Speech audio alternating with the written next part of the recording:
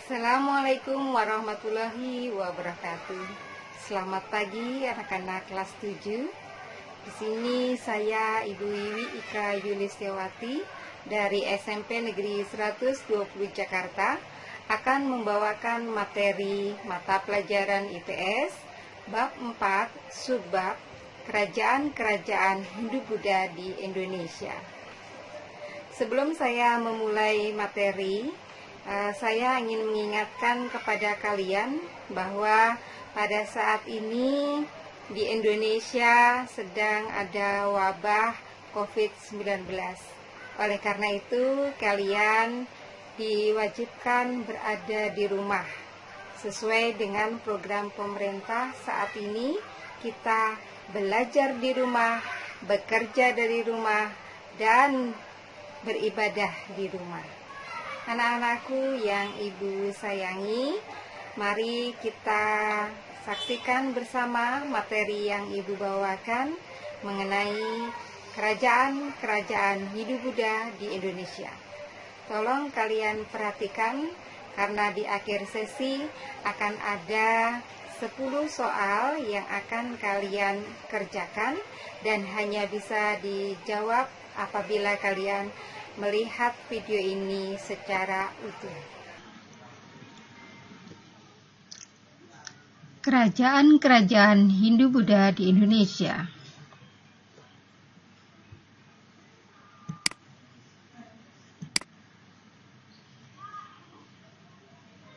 Tahukah kalian apa nama kerajaan pertama yang berdiri di Indonesia?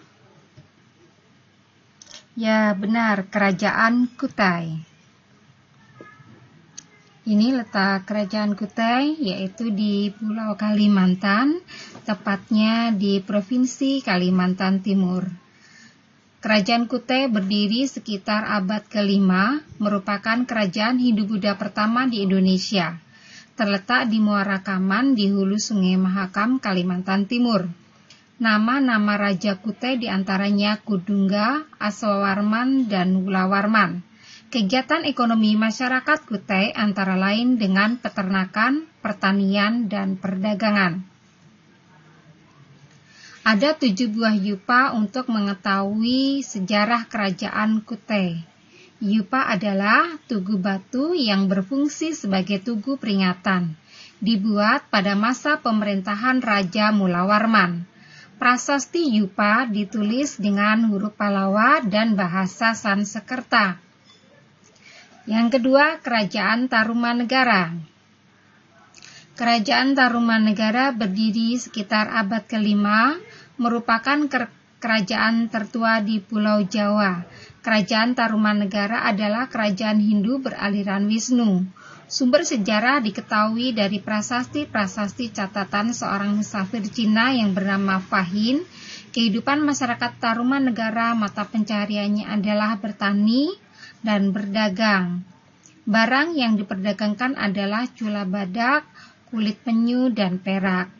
Untuk memajukan bidang pertanian, adanya pembangunan irigasi, yaitu Sungai Gomati, dengan cara menggali sebuah saluran sepanjang 6.112 tumbak, atau kurang lebih 11 km. Saluran itu berfungsi sebagai irigasi juga untuk mencegah bahaya banjir. 7 buah prasasti peninggalan kerajaan Tarumanegara, yaitu Prasasti Kebon Kopi, Prasasti Citerem, Prasasti Pasir Awi, Prasasti Jambu, Prasasti Muara Cianten, Prasasti Tugu. Raja yang terkenal adalah Purnawarman, yang dikenal sebagai raja yang gagah berani, tegas, jujur, adil, dan arif dalam memerintah. Ia juga dekat dengan para Brahmana dan rakyatnya. Selanjutnya, Kerajaan Sriwijaya. Kerajaan Sriwijaya berdiri sekitar abad ke-7 Masehi dan merupakan salah satu kerajaan besar di Indonesia. Terletak di Palembang, di dekat pantai, dan di tepi Sungai Musi. Masyarakat Sriwijaya hidup dengan bertani. Namun, karena berdekatan dengan pantai, maka perdagangan menjadi cepat berkembang. Kemudian perdagangan menjadi mata pencarian pokok masyarakat Sriwijaya. Sriwijaya mempunyai armada angkatan laut yang kuat dan mampu menguasai kawasan perairan Asia Tenggara, perairan di Laut Natuna, Selat Malaka, Selat Sunda, dan Laut Jawa. Nah, ini yang berwarna merah adalah daerah kekuasaan dari Kerajaan Sriwijaya.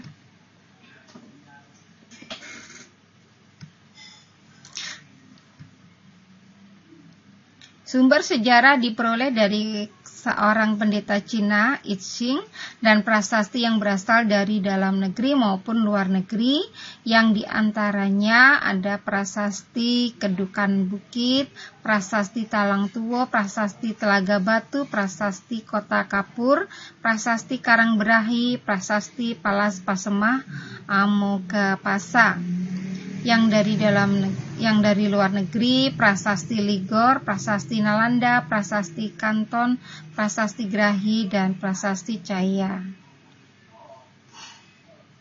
Kerajaan Sriwijaya, raja yang terkenalnya adalah Bala Putradewa.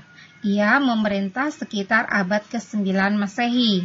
Pada abad ke-11, kerajaan Sriwijaya mulai mundur disebabkan adanya penyerbuan besar-besaran ke wilayah Sriwijaya oleh Raja Rajendra Chola dari Kolamandala, India. Pada tahun 1377, armada laut Majapahit menyerang Sriwijaya. Serangan ini mengakhiri riwayat kerajaan Sriwijaya. Selanjutnya, Kerajaan Mataram kuno. Kerajaan Mataram kuno berdiri pada pertengahan abad ke-8, diperintah oleh dua dinasti, yaitu dinasti Sanjaya yang beragama Hindu dan dinasti Sailendra beragama Buddha. Sumber sejarah diperoleh dari prasasti peninggalan seperti prasasti Canggal, prasasti Kalasan, prasasti Ligor, prasasti Nalanda, prasasti Klurak, prasasti Mantiasi. Kehidupan politik diwarnai dengan pemerintahan dua dinasti yang silih berganti. Berdasarkan prasasti Canggal, diketahui Mataram kuno mula-mula diperintah oleh seorang Raja Sana, kemudian digantikan Raja Sanjaya yang bijaksana. Setelah Raja Sanjaya, Mataram kuno diperintah oleh Rakai Panangkaran. Rakai Panangkaran mendukung adanya perkembangan agama Buddha. Ia membangun sebuah candi di Kalasan untuk Dewi Tara dan sebuah biara untuk para pendeta agama Buddha. Mataram kuno terpecah menjadi dua, namun perpecahan itu tidak berlangsung lama dan dapat dipersatukan kembali dengan adanya perkawinan Rakai Pikatan keluarga Sanjaya dengan Pramodawardhani keluarga Sailendra. Pada masa pemerintahan Pikatan Pramodawardhani, wilayah Mataram berkembang luas meliputi Jawa Tengah dan Jawa Timur.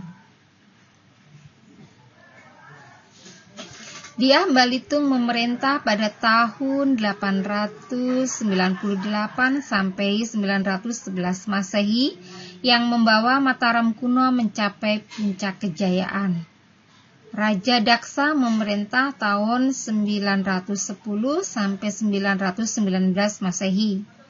Raja Tulodong memerintah tahun 919 sampai 924 Masehi.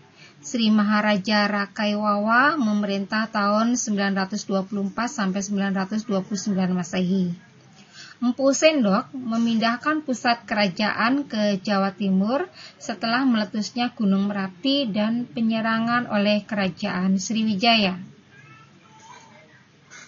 Kehidupan ekonomi masyarakat bersumber dari pertanian dan juga mengembangkan kehidupan maritim dengan memanfaatkan aliran Sungai Bengawan Solo.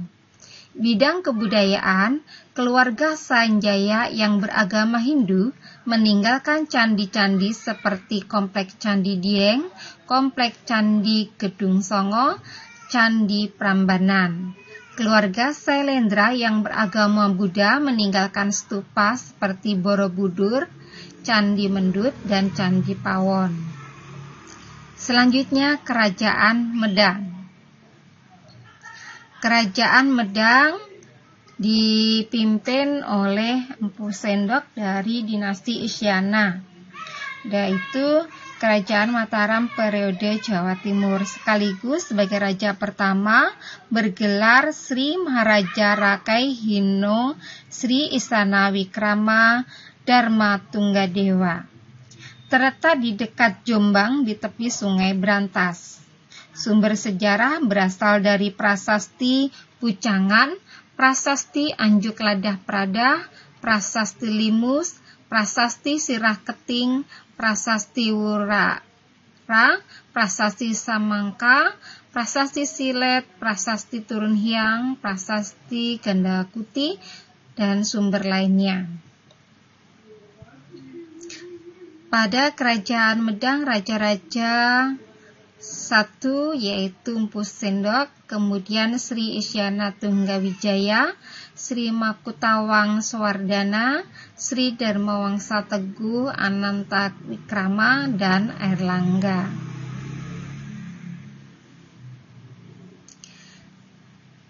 Ini adalah kekuasaan dari Kerajaan Medang, yaitu periode Jawa Tengah dan Jawa Timur. Kerajaan Medang pada tahun 990 Masehi, Dharmawangsa mengadakan serangan ke Sriwijaya sebagai upaya mematahkan monopoli perdagangan Sriwijaya. Upaya ini mengalami kegagalan. Pada tahun 1016, Raja Wurawari menyerang Dharmawangsa saat Dharmawangsa sedang melaksanakan perkawinan antara putrinya dengan Airlangga, putra Raja Udayana Bali. Peristiwa ini menewaskan Dharmawangsa dan seluruh keluarga raja. Hanya Airlangga yang berhasil menyelamatkan diri dan bersembunyi di Wonogiri bersama Narotama pengikutnya dan hidup sebagai seorang pertapa. Airlangga dinobatkan menjadi raja menggantikan Dharmawangsa oleh para pendeta Buddha pada tahun 1019. Ia segera mengadakan pemulihan hubungan baik dengan Sriwijaya. Airlangga membantu Sriwijaya ketika diserang Raja Kolamandala dari India Selatan. Selanjutnya, tahun 1037, Airlangga berhasil mempersatukan kembali daerah-daerah yang pernah dikuasai oleh Dharmawangsa. Airlangga juga memindahkan ibu kota kerajaan dari Daha ke Kahuripan.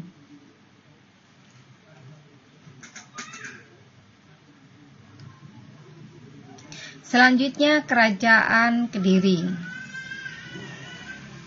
Berawal dari pembagian kerajaan oleh Airlangga menjadi Jenggala dan Panjalu atau Kediri yang hanya dibatasi oleh Sungai Bratas.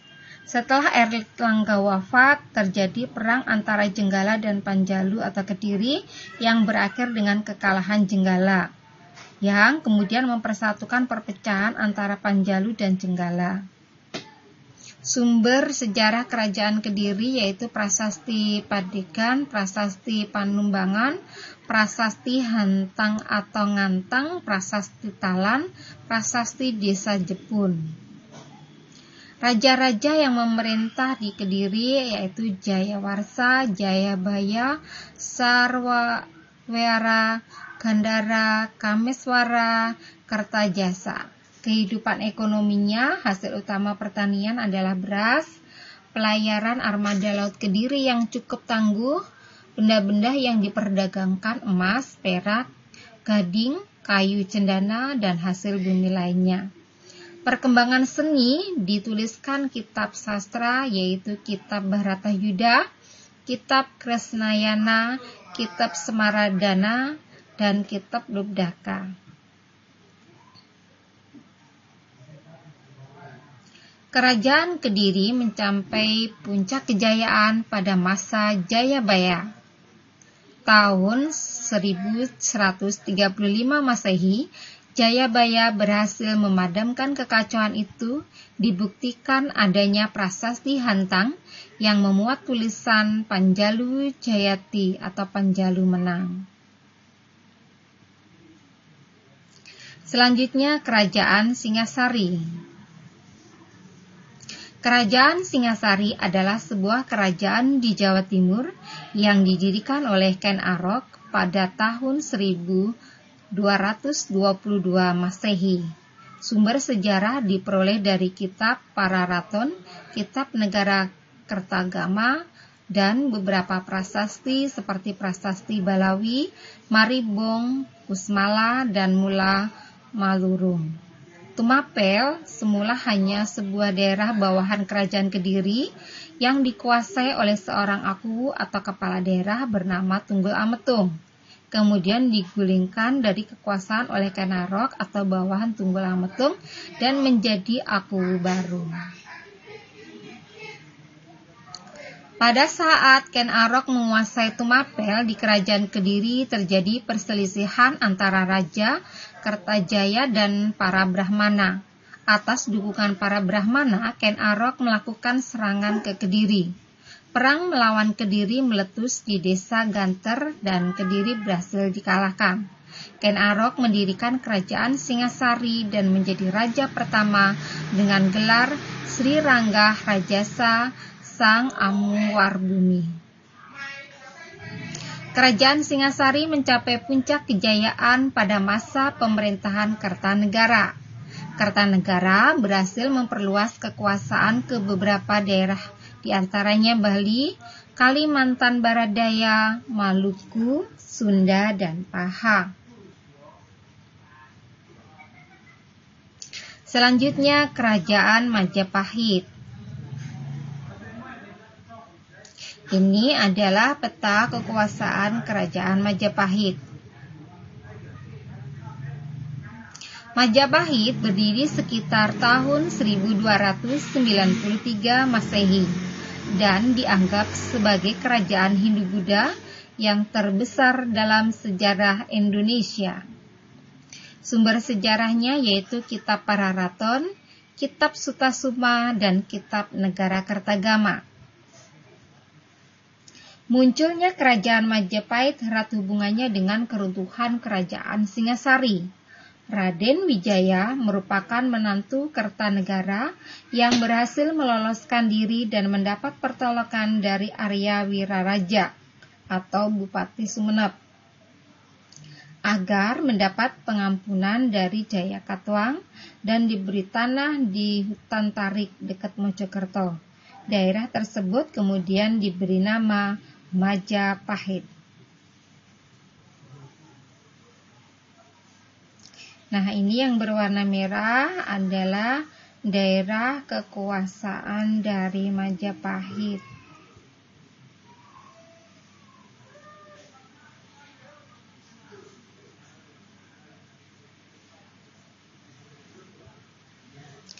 Kerajaan Majapahit mencapai puncak kejayaan pada masa Hayam Wuruk yang dibantu oleh seorang patih yang bernama Gajah Mada.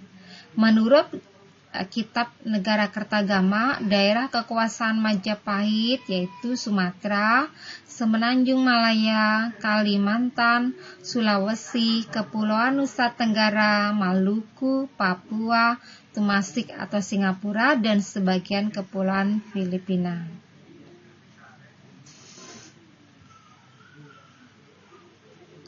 Dalam bidang ekonomi, Majapahit berkembang menjadi negara agraris dan negara maritim.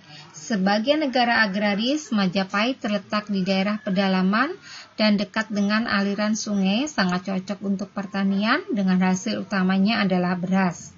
Untuk meningkatkan pertanian, dilakukan pembuatan saluran pengairan, bendungan, dan pemanfaatan lahan pertanian secara bergiliran. Sebagai negara maritim, Majapahit memiliki armada laut yang kuat sehingga mampu mengawasi seluruh perairan di Nusantara. Beberapa kota pelabuhan pusat perdagangan pada zaman Majapahit antara lain Canggu, Surabaya, Gresik, Sedayu, dan Tuban. Nah, ini adalah peninggalan-peninggalan pada masa kerajaan Majapahit. Dalam bidang sastra ada kitab Negara Kertagama dan kitab Sotasoma. Di bidang seni adanya bangunan candi, yaitu Candi Penataran di Blitar, Candi Tigawangi di Pare Kediri, Candi Tikus atau Trowulan di Mojokerto, dan sebagainya. Penyebab runtuhnya kerajaan Majapahit. Berakhirnya pemerintahan Hayam Wuruk berakhir, terjadi perang saudara atau perang Paragreg pada tahun 1401 sampai 1406. Meluas. Yang kedua, meluasnya pengaruh Islam pada saat itu. Yang ketiga, serangan pasukan Demak di bawah pimpinan Adipati Unus. Demikian materi tentang kerajaan-kerajaan Hindu-Buddha yang ada di Indonesia. Terima kasih, sampai jumpa pada materi berikutnya. Baik, anak-anak yang Ibu banggakan, tadi kalian sudah melihat materi tentang kerajaan-kerajaan Hindu-Buddha yang ada di Indonesia. Siapa yang masih ingat? Ada berapakah kerajaan yang Ibu jelaskan tadi? Ya, benar. Ada 8 kerajaan yang telah Ibu jelaskan tadi. Yang pertama adalah Kerajaan Kutai, yang kedua adalah Kerajaan Tarumanegara, yang ketiga adalah Kerajaan Sriwijaya, yang keempat adalah Mataram Kuno, yang kelima Kerajaan Medang, yang keenam Kerajaan Kediri, yang ketujuh Kerajaan Singasari, dan yang kedelapan adalah Kerajaan Majapahit. Sekarang Ibu akan memberikan 10 pertanyaan untuk kalian jawab. Pertanyaan pertama, kerajaan Hindu-Buddha pertama di Indonesia adalah? Saya ulang kembali. Kerajaan Hindu-Buddha pertama di Indonesia adalah? Pertanyaan nomor 2. Pada prasasti Yupa ditulis dengan huruf dan bahasa titik-titik-titik. Pada prasasti Yupa ditulis dengan huruf titik-titik dan bahasa titik-titik. Pertanyaan nomor 3. Sebutkan 7 prasasti peninggalan kerajaan Tarumanegara. Sebutkan 7 prasasti peninggalan kerajaan Tarumanegara. Pertanyaan nomor 4. Sriwijaya mempunyai armada laut yang sangat kuat dan mampu menguasai kawasan perairan mana saja? Sriwijaya mempunyai armada laut yang sangat kuat dan mampu menguasai kawasan mana saja? Pertanyaan nomor 5. Pada kerajaan Mataram kuno terdapat peninggalan pada bidang kebudayaan. Sebutkan peninggalan keluarga Sanjaya yang beragama Hindu dan keluarga Sailendra yang beragama Buddha. Pada kerajaan Mataram kuno terdapat peninggalan pada bidang kebudayaan. Sebutkan peninggalan keluarga Sanjaya yang beragama Hindu dan keluarga Sailendra yang beragama Buddha. Pertanyaan nomor 6. Ceritakan bagaimana Airlangga akhirnya dinobatkan menjadi raja kerajaan Medang. Ceritakan bagaimana Airlangga akhirnya dinobatkan menjadi raja kerajaan Medang. Pertanyaan nomor 7. Kerajaan Kediri mencapai puncak kejayaannya pada masa siapa? Sebutkan 4 kitab sastra dari Kerajaan Kediri. Kerajaan Kediri mencapai puncak kejayaannya pada masa siapa? Sebutkan 4 kitab sastra dari Kerajaan Kediri. Pertanyaan nomor 8. Sebutkan wilayah kekuasaan Kerajaan Singasari. Sebutkan wilayah kekuasaan Kerajaan Singasari. Pertanyaan nomor 9. Menurut Kitab Negara Kertagama, mana sajakah daerah kekuasaan Kerajaan Majapahit? Menurut Kitab Negara Kertagama, mana sajakah daerah kekuasaan Kerajaan Majapahit? Pertanyaan terakhir nomor 10. Apa penyebab runtuhnya Kerajaan Majapahit? Apa penyebab runtuhnya Kerajaan Majapahit? Nah, itulah anak-anak 10 pertanyaan yang harus kalian jawab. Silahkan kalian putar video ini berulang kali sehingga kalian bisa menjawab pertanyaan tadi dan juga bisa memahami isi dari materi hari ini, yaitu tentang kerajaan-kerajaan Hindu-Buddha yang ada di Indonesia. Semangat belajar, semangat terus capai cita-citamu. Belajar di rumah, bekerja dari rumah, dan beribadah di rumah. Terima kasih. Wassalamualaikum warahmatullahi wabarakatuh.